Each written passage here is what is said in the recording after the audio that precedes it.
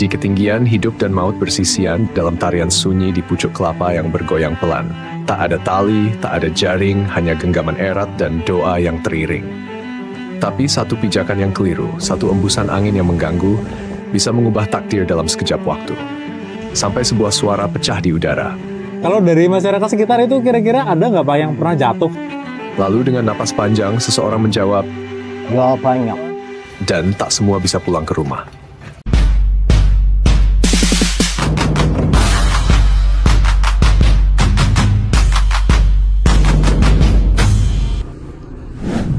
Aku mau review dawet. Nah, dawet ini dawet ayu. Ini dekat alun-alun ya. Kalau dari alun-alun itu sekitar 50 meteran lah. Coba ya.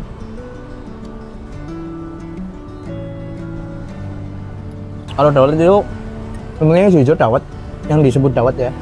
Kalau yang merah-merah ini pakai gula merah.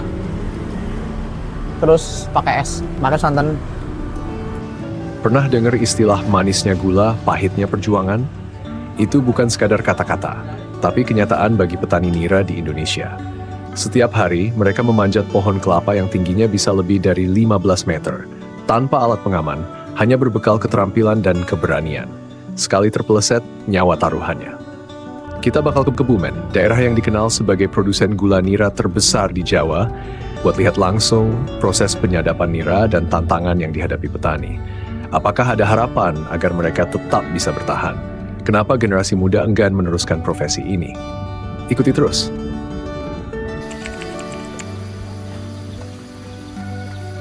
Kalau setiap hari ya 55. Ya ambilnya cuma pagi doang. Terusan awalnya kan sorenya naik iris cadangan lagi, besok pagi baru diambil. Terusan kalau bawah itu yang dipasang lagi kan masih kosong, paginya lagi diambil lagi. Oh, jadi siklusnya itu satu hari ya Pak ya? Iya. Dipasang pagi, terus sorenya Bapak ke kelapa lagi, terus ngiris yang tadi pagi itu dipasang biar keluar airnya lagi. Iya. Terus nanti paginya naik lagi buat ngambil yang udah penuh itu ya Pak Iya. ya? Awalnya sih memang saya naik, umpamanya arep magas wala sing udah siap dibagas, terus saya potong ujungnya, terusan saya belek biar bisa digeletak apa. Setelah itu dibiarin 2 hari lah, terusan saya patuh. Itu manggarnya kan masih lenceng lah ya, didengkluk kena. Dibengkokin, Iya, biar dia itu airnya itu mau netes ke jeriganya itu tadi ya? Iya. Oke. Ya pun itu kalau tidak diri ya nggak keluar airnya. Nah, setelah itu ya sekitar 15 hari terusan dirumatkan walane ambrol, terusan diresiki, ditaleni lagi, terusan dipasang lagi. Ya perlu proses lah, berarti dirumat kudune men airnya tetap ngucur gitu ya? Iya. Oh, itu 5 tahun menanam. Setelah 5 tahun udah keluar walane. Ya semua kelapa bisa ya? Bisa, iya. Tapi kan kadang ada kelapa entuk namanya ya, masih endap udah berbuah. Ya kalau memang papanya selalu subur, ya selalu dipakai. Tapi kadang kan nandure kadang kurang pupuk, nggak bisa dipanen. Jadi ora subur seperti. Nggak terlalu subur. Iya. Penyadapan nira kelapa adalah proses pengambilan cairan manis dari tandan bunga kelapa yang belum mekar. Proses ini melibatkan beberapa tahapan penting untuk memastikan kualitas dan kuantitas nira yang dihasilkan. Pohon kelapa biasanya mulai dapat disadap pada usia 8 tahun untuk varietas kelapa dalam dan 4 tahun untuk kelapa hibrida. Penyadapan dilakukan pada tandan bunga yang seludangnya belum mekar dengan panjang minimal 20 cm. Proses penyadapan dimulai dengan memukul-mukul tangkai bunga secara perlahan selama 3-4 hari untuk memudahkan keluarnya nira. Setelah itu, ujung tandan dipotong sekitar 10 cm dan nira yang keluar ditampung dalam wadah khusus. Penyadapan biasanya dilakukan 2 kali sehari, pagi dan sore, untuk memastikan produksi nira yang optimal. Kebersihan alat dan wadah penampung sangat penting untuk menjaga kualitas nira, mencegah fermentasi dini, dan memastikan gula merah yang dihasilkan berkualitas tinggi. Ternyata nyari nira itu ya semudah itu ya. Kalau misalnya petani sini sih memang udah kebiasa. Tapi kalau tadi lihat langsung itu ngeri guys. Naik bawa arit, nah, itu ngeri. Dan tingginya itu bisa 7-10 meter lebih lah. Bisa ya. Malah bisa ada yang 15 meter kan. Bayangin aja lah bawa apa namanya dekolit ditaruh belakang terus bawa arit naik gitu. Enggak semua orang itu bisa kan kayak gitu kan. Luar biasa. Apalagi kalau cuaca kayak gini kan licin banget ya. Licin. Banyak lumutnya ya tadi banyak apa namanya lumutnya. pohonnya. Jadi kita pengen tahu proses pembuatannya malah ini ya. Jadi Gimana yang hasilnya nanti. Gitu. Kita tadi juga diajakin kan, mau nyoba naik enggak? Waduh, maaf. Kalau penduduk sini sendiri tuh ngolah nira jadi apa aja, Bu? Misal jadi gula Jawa, terus jadi gula apa aja? Enggak, semua penduduk sini intinya cuma jadi gula Jawa aja. Gula Jawa. Kalau gula semut ada nggak, Bu? Gula semut ada, cuman pilih-pilih orangnya yang kadang-kadang itu kan pembuatannya lebih ribet. Lebih ribet ya? Iya.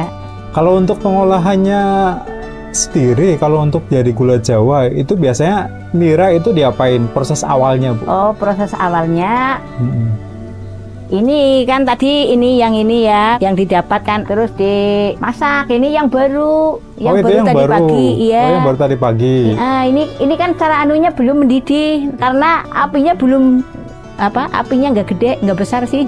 Dan ntar kalau udah mendidih, dimasak sampai lama sih. Ya kalau masaknya ditungguin terus, ya mungkin dari jam 10, jam 2 atau jam 3 ya sudah masak. Tergantung yang ini aja masaknya. Kadang kayu bakarnya kering kan, apinya kan besar. Jadi cara besar ya. Jadi ininya cepat menyusut. Cara orang Jawanya kisat gitu ya. Kisat, iya. Ya kalau memang kepengen cepet masak jadi gula, ya itu apinya yang kudu besar harus karena besar, ya? biar cepet masak gitu aja. Ini kan yang ini kemarin, jadi kemarin nggak sempet gitu, jadi buat dimasak pagi-paginya atau kalau nggak sempet paginya kalau udah asat kecil diangkat ditaruh ember juga bisa dimasak kapan-kapan. Besoknya gitu ya? Besoknya bisa jadi. Istilahnya kalau nira yang baru diambil itu harus cepet-cepet dimasak dulu walaupun itu setengah matang biar nantinya bisa diolah lagi gitu ya, Bu ya? Iya. Kalau didiemin sampai ntar sore atau ntar malam atau besok kan jadi berubah jadi putih. Dimasak pun nggak jadi. Jadi gitu. Kayak istilahnya kalau orang sini gulanya jadi gemblung apa gitu ya. Oh iya. Nggak bisa dicetak. Berarti kalau tandanya nih, Bu, kalau niranya itu udah siap buat dicetak itu kayak apa, Bu? Mungkin dari kekenalannya, dari apanya itu harus kayak gimana? Nanti ini kan caranya orang sini, ini caranya baru semengkak. Dan ntar sampai jadinya nggak gelembungnya gede-gede, kecil-kecil. Jadi istilahnya sini niranya udah tua, terus diangkat, yang buat masak di bawah taruh sini, terus diambilin pakai gayung. Kira-kira berapa persen, Bu? Kalau mungkin dari nira 10 kilo jadi berapa kilo pas dia itu masak? Itu satu dekolit yang kecil itu. Oh iya. Itu bisa menjadi setengah kilo lah. Ya kalau ini nanti saya mungkin 10 kilo ada. Itu dari kira-kira berapa dekolit, Bu? Ya kalau dibilang 20 dekolit lebih. Kalau saya kan jualnya itu 1 minggu sekali. Kalau 1 minggu kadang ya mencapai 90 kilo. Oh gitu. Kadang ya 80, kadang tergantung cuaca sih, Mas. Kalau air nira itu cuaca. Kadang kalau hujan panas kan niranya keluarnya nggak banyak. Oh gitu. Kalau hujan terus niranya banyak, itu air hujan. Air hujan. Oh. Ya memang penderes gue gendalanya ya musim kemarau ya sangat-sangat berkurang musim kemarau. Jadi langka banget lah sajengnya. Kabupaten Kebumen dikenal sebagai produsen gula kelapa terbesar di Pulau Jawa, dengan luas perkebunan kelapa mencapai 916 hektar yang tersebar di 11 kecamatan. Setiap hari, produksi nira kelapa di wilayah ini mencapai lebih dari 28.000 kg. Selama musim kemarau, produksi nira kelapa menurun drastis. Hal ini disebabkan oleh pohon kelapa yang mengalami kekurangan air, sehingga tidak dapat menghasilkan nira secara optimal. Akibatnya, jumlah nira yang dapat disadap oleh petani berkurang signifikan. Sebagian besar petani di Kebumen masih menggunakan metode tradisional dalam memproduksi gula kelapa, sementara hanya sebagian kecil yang telah beralih ke metode modern. Dominasi metode tradisional ini menunjukkan bahwa kearifan lokal tetap dipertahankan dalam produksi gula kelapa di daerah tersebut.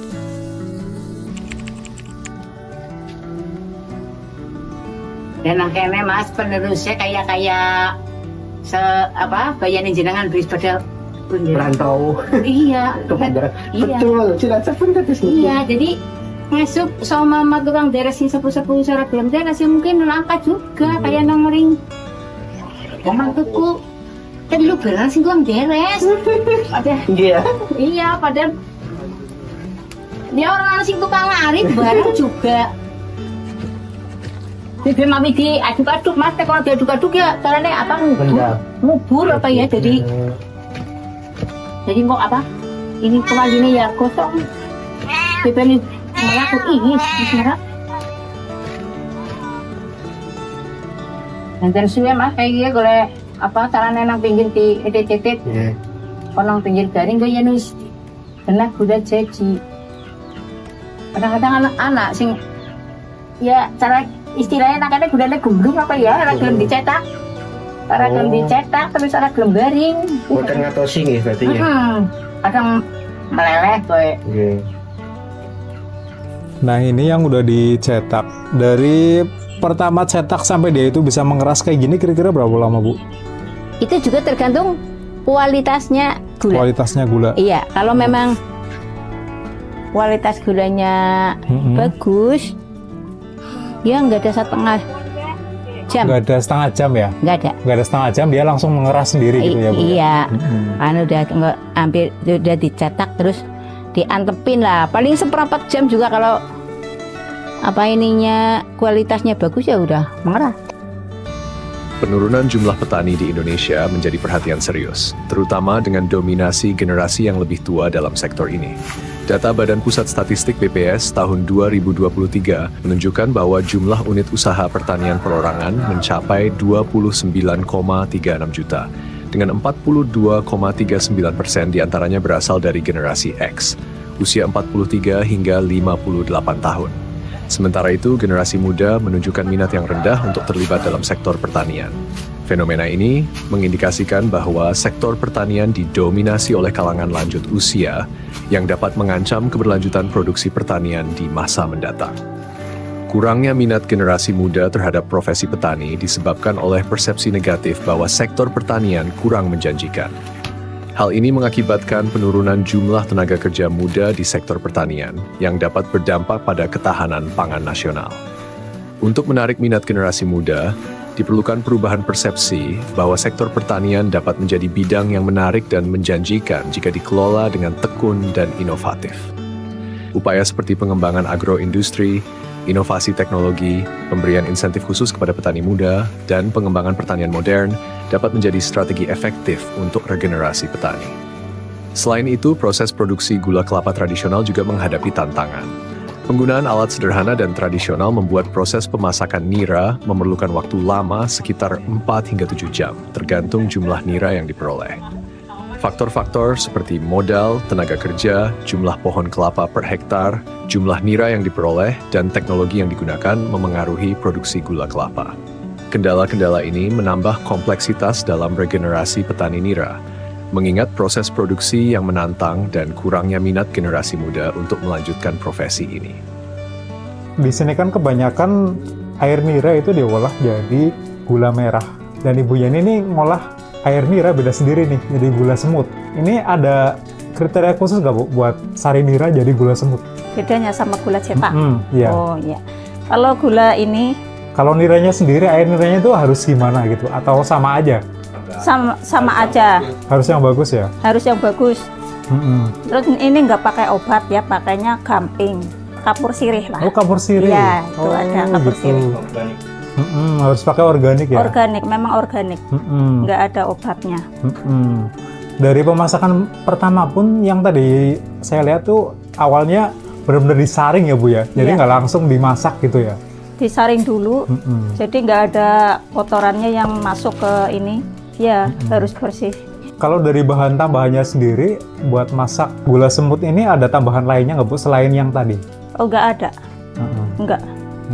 Paling-paling ipahnya nanti kalau udah mau ini matang, biar nggak naik ke atas biar terus nggak luber gitu ya? Iya, dikasih ini santan. Santan ya? Iya. Harus dikasih santan ya? Santan. Jadi bedanya sama gula Jawa biasa, kalau yang gula Jawa biasa, parutan kelapa langsung di atasnya, kalau ini harus santan ya? Santannya, soalnya ini kan harus bersih, jadi disaring biar ampasnya nggak ke bawah. Berarti ini ditunggu mendidih dulu sampai kisak gitu ya, cara bahasa Jawanya. Terus setelah itu prosesnya apa lagi? Disaring lagi, nanti jadi seperti ini kan ya. Ini tinggal nunggu nanti diangkat matang. Ya. Jadi penyaringannya 2 kali. Penyaringannya 2 kali? 2 kali dari pohon disaring, nanti kalau udah asap ya dipindah ke sana disaring lagi. Disaring lagi? Iya. Oke. Dari kuali pertama ke kuali kedua kira-kira berapa jam Bu? Ada 1 jam? Ya ada. Ada? Iya, justru yang lama yang di sini. Oh, yang lama yang di situ? Iya. Diangkat nanti kalau udah kental diangkat. Nanti ada prosesnya cetakannya sendiri nggak Bu? Enggak, ini enggak dicetak. Oh gitu? Enggak pakai cetakan. Jadi ini kita dihaluskan, nanti ada alatnya. Oh gitu, ya. Ada alatnya sendiri buat gula? Iya, ada alatnya. Yang nampung gulanya Ibu ini sendiri dari mana Bu? Ada pengepulnya. Oh gitu, ada pengepulnya? Ada. Itu dari PT atau dari mana Bu? Ya, di sini ada pengepul, nanti di pengepul ada orang masuk ke pengepul besar. Oh, pengepul besar. Ya, nanti dari situ langsung masuk PT. Kalau dari gula semut sendiri sebenarnya ini buat apa sih Bu? Ini kalau tidak salah ekspor ya. Kalau nggak ekspor masuknya ke pasar organik. Jadi kalau di daerah sini yang konsumsi ini jarang ya, soalnya mahal. Iya. Soalnya treatmentnya juga khusus ya Bu ya? Iya, gulanya mahal. Kalau orang sini kan biasa pakai cetak lah. Kalau buat konsumsi sendiri masak atau apalah. Kalau ini sebagian besar masuknya ke ekspor. Oh gitu. Luar negeri lah.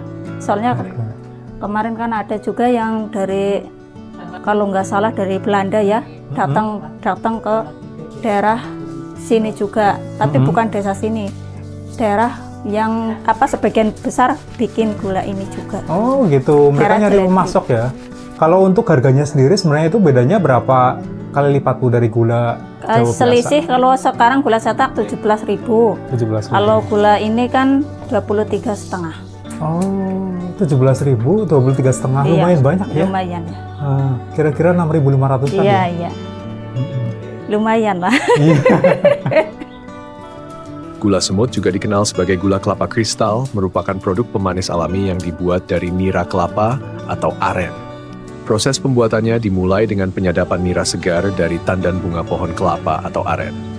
Setelah nira terkumpul, langkah pertama adalah penyaringan untuk menghilangkan kotoran. Selanjutnya, nira dimasak hingga mencapai kekentalan tertentu. Selama proses pemasakan, pengadukan terus-menerus diperlukan untuk mencegah karamelisasi berlebihan dan memastikan kristalisasi yang sempurna. Setelah mencapai kekentalan yang diinginkan, cairan kental tersebut didinginkan dan diaduk hingga terbentuk butiran atau serbuk gula semut. Perbedaan utama antara gula semut dan gula cetak terletak pada bentuk dan proses pembuatannya. Gula cetak biasanya dicetak dalam bentuk padat seperti silinder atau setengah lingkaran, sedangkan gula semut berbentuk butiran halus mirip gula pasir. Selain itu, gula semut memiliki kadar air yang lebih rendah dibandingkan gula cetak karena melalui proses pengeringan alami hingga berbentuk serbuk kering dan padat. Dalam penggunaannya, gula semut sering dipilih karena lebih praktis dan mudah larut, serta memiliki rasa manis yang khas dengan aroma karamel, menjadikannya favorit dalam pembuatan kue, dessert, hingga bumbu masakan. Oke Bu, jadi tadi dari kita itu merebus nira sampai dia itu mengental seperti itu, terus proses selanjutnya ini Ibu bakal ngapain lagi nih? Itu waktu masih di api kan ya, itu apinya harus kecil banget, bahkan nggak ada apinya, pakai bara aja. Ini gampang gosong, jadi nggak pakai api, pakai bara aja, biar kental. Ya, kalau udah kental diturunin dari api, kita aduk-aduk. Ini prosesnya bakal berapa lama Bu? Berapa menit? Kalau ini ya bisa 1 jam lah ya, sampai gitu. menjadi gulanya itu terpisah. Jadi sampai gulanya gumpal ya Bu ya? Gumpal terus bisa dihancurin, jadi terpisah. Kalau saya biasanya kalau udah begini dikasih ini yang habis ayakan yang kemarin, Gitu. biar cepat kering. Gitu. Nah, gini. Oh, campuran ayakan yang kemarin. Yang kemarin, sisa kemarin kan ya, yang nggak ikut ke ayak ini buat nyampurin. Buat campuran besoknya lagi gitu ya. Jadi cepat kering, tunggu sampai mengental lah. Iya sih, langsung kelihatan banget kental nih. Iya, kental. Tapi di pinggir jangan sampai ini ya. Kalau sampai nggak digosok, dia keras. Usahakan ya dibolak-balik lah biar merata gitu. Soalnya kalau sampai keras nanti ini dihalusinnya susah. Kalau diaduk terus, ya nanti teksturnya juga lebih empuk kalau di ini gosok. Ini proses bikinnya pasti sama kayak bikin jenang atau dodol ya Bu ya? Iya, tapi ini gula. Tapi ini gula. Iya, ini dibersihin ya, dibersihin ini. Pinggirnya. Iya, biar nggak keras nantinya. Harus bersih. Kalau udah gini biasanya kalau saya gini lagi. Oh gitu. Jadi di pinggir kering nanti dicampur lagi sama gitu. yang di tengah. Oh, biar cepet kering gitu ya Bu ya? Iya. Kalau udah kering nanti kan dikeruk lagi. Dikeruk lagi, dicampurin lagi. Kalau gula ini kalau dijemur malah makin lama, tahan lama. Oh gitu. Dijemur makin bagus. Malah makin lama. Nanti kalau udah benar-benar kayak kerikil-kerikil begitu baru dihaluskan. Ini lumayan bagus ya, miranya jadi cepat kering. Kadang kalau jelek ya basah. Iya, lama basah. Jadi tunggu dijemur dulu. Kalau enggak dicampurin sama mira yang besok. Kalau udah jadi begini, itu baru bisa dicampurin atau dijemur dulu. Berarti kelihatan bagus atau enggaknya itu dari miranya yang dari pohon kelapa. Oke. Yang baru turun. Kalau ada kayak berawan ngelamuk putih lah gitu, itu udah jelek. Kelihatan jelek ngelamuk putih itu dipisah biasanya buat gula cetak. Gitu.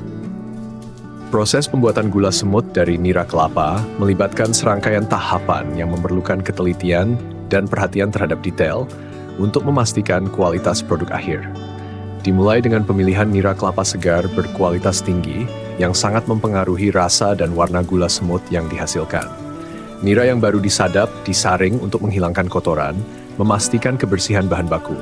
Selama pemasakan, penggunaan api kecil atau bara dianjurkan untuk mencegah gosong, dan pengadukan terus-menerus diperlukan hingga terbentuk kristal gula berwarna coklat.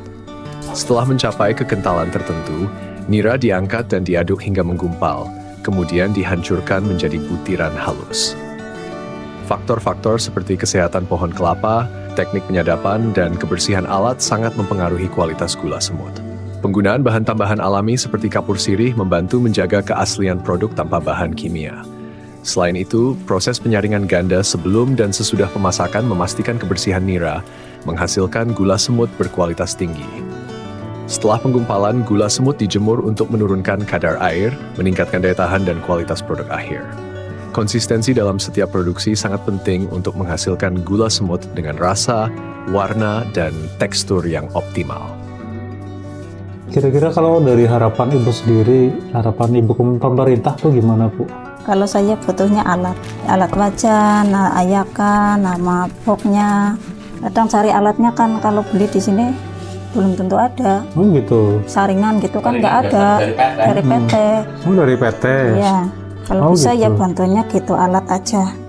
Sama harga ya kalau bisa naik lagi. Ada gula impor yang kayak gini nggak Bu? Kalau yang masuk sini gitu? Kalau impor mungkin ya, kalau saya pernah lihat sih ya, yang dari Thailand itu memang bagus gulanya. Oh gitu? Ya, dari Thailand. Memang bagus. Mereka lebih murah atau apa tuh? Menurut saya kalau ini bukan murahnya, kualitasnya. Oh, kualitasnya. Lebih bagus.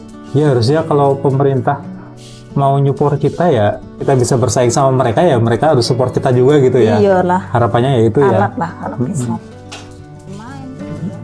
Ini kalau udah begini tinggal dihaluskan.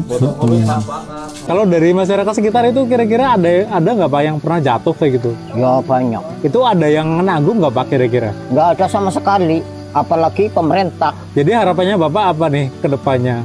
Dari pemerintah ya harus bisa agak memperhatikan gitu ya. Iya. Setidaknya kalau terjadi kejadian yang kayak gitu tuh seenggaknya dapat santunan buat entah itu biaya berobat atau biaya santunan buat keluarga. Iya ya. Gitu Ya itulah yang kami harapkan sebagai penderes.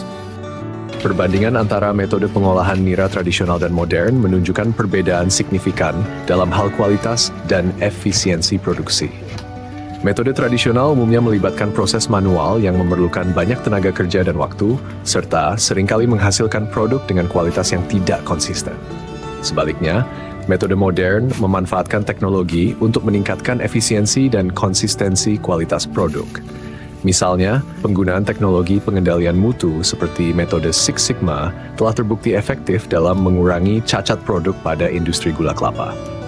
Selain itu, inovasi dalam kemasan dan teknologi produksi dapat meningkatkan daya saing produk lokal di pasar domestik maupun internasional. Untuk mendukung petani nira tradisional dalam bertransisi ke teknologi produksi modern, pemerintah dapat berperan melalui penyediaan pelatihan teknis, bantuan peralatan modern, dan akses ke skema pembiayaan yang terjangkau.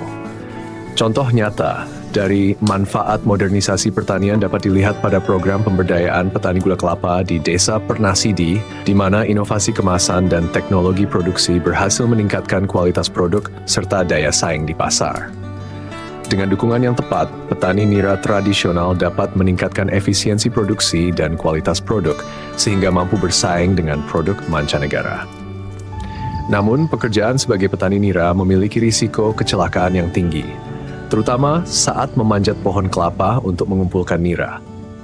Di Kabupaten Banyumas, Jawa Tengah, tercatat 138 kasus petani penderes yang jatuh dari pohon kelapa pada tahun 2017.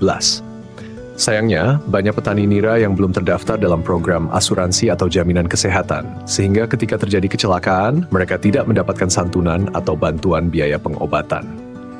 Ketiadaan jaminan kesehatan atau asuransi bagi petani nira dapat berdampak negatif pada kesejahteraan mereka dan menurunkan motivasi kerja. Dengan adanya jaminan kesehatan dan asuransi kecelakaan, petani akan merasa lebih aman dan terlindungi, yang pada gilirannya dapat meningkatkan produktivitas serta kesejahteraan mereka. Potensi ekspor produk gula kelapa Indonesia sangat besar jika petani nira diberdayakan dan jalur penjualannya dikelola dengan baik. Peningkatan kualitas produk melalui modernisasi teknologi produksi dan inovasi kemasan dapat membuka akses ke pasar internasional yang lebih luas. Dengan strategi pemberdayaan yang tepat, produk gula kelapa Indonesia dapat bersaing di pasar global, meningkatkan pendapatan petani, dan berkontribusi pada perekonomian nasional. Dari proses penyadapan hingga produksi gula, jelas bahwa petani nira bukan sekadar pencari nafkah biasa. Mereka mempertaruhkan nyawa setiap hari demi menghasilkan sesuatu yang kita nikmati tanpa pikir panjang. Namun dengan kondisi seperti ini, apakah profesi ini masih punya masa depan? Jika pemerintah, konsumen, dan industri bekerja sama, mungkin masih ada harapan. Modernisasi alat, jaminan keselamatan kerja, dan harga yang lebih adil bisa menjadi solusi agar profesi ini tidak punah. Seperti kata Joel Salatin, pertanian adalah seni yang penuh perhatian dan kesabaran. Petani nira sudah melakukan bagiannya. Sekarang, apakah kita juga akan melakukan bagian kita?